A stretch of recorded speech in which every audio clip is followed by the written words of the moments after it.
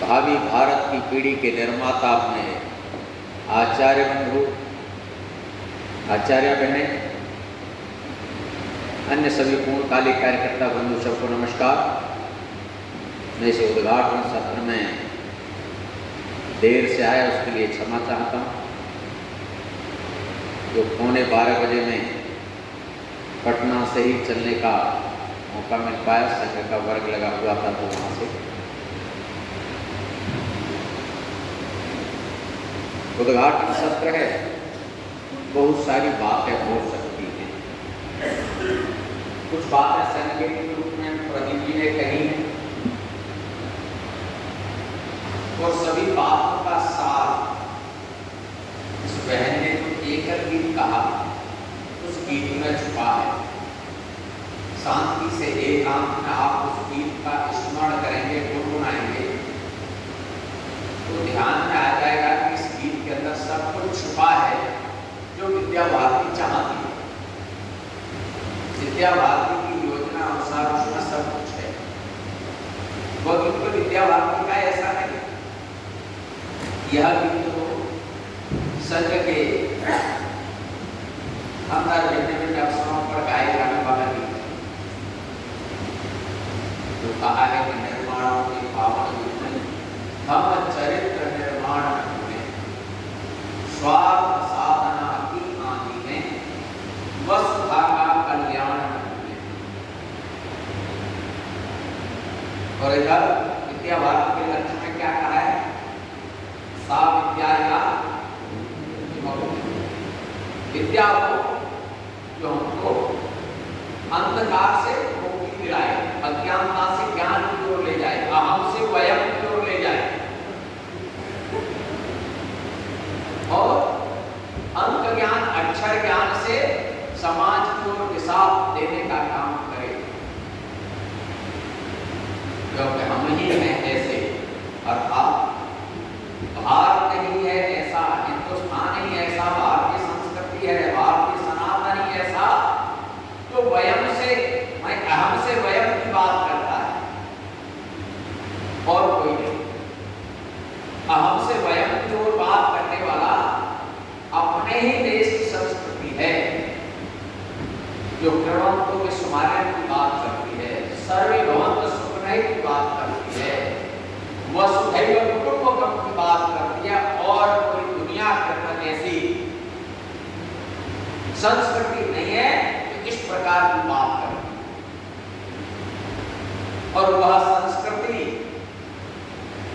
बच्चे सुरक्षित रहे, उस संस्कृति को पुनर्जीवित करने के लिए संघ के द्वारा प्रेरित संगठन विद्या भारती, अखिल भारतीय शिक्षा संस्थान और उसके द्वारा आयोजित विभिन्न प्रकार की समितियां, उनके द्वारा चलने वाले विद्यालय, उनमें हम भैया बहनों को यही दिशा देने के लिए प्रयासरत रहते हैं।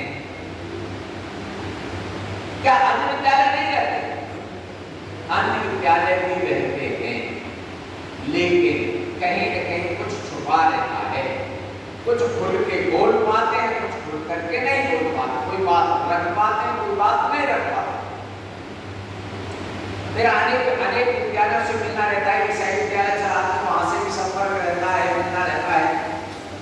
मेरे एक दो मित्र मुसलमान हैं, उनका भी अपना मदरसा चलता है, वहां भी जाने का अवसर रहा है, गुरुद्वारे के अंदर चलता है, वहां भी जाने का अवसर रहा है।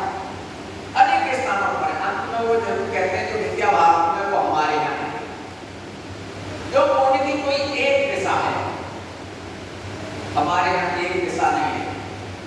हम सर्वांगीण विकास की बात करते हैं तो हम सब दिशाओं की ओर चलने का प्रयास करते हैं। इसलिए हमारे द्वारा, हमारे आपके द्वारा जिस महिला बहन का निर्माण हो, उस इस गीत में जो लिखा है वह वैसा बने, वह हमारा सबका प्रयास रहना चाहिए। अंक ज्ञान अक्षर ज्ञान करा करके अच्छा डिग्री आ सकती है, अच्छे नंबर आ सकते हैं, आने भी चाहिए,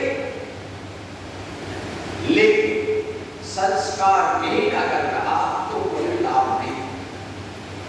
इसीलिए कहा है इस पंक्ति में, गीत में, कि सृजन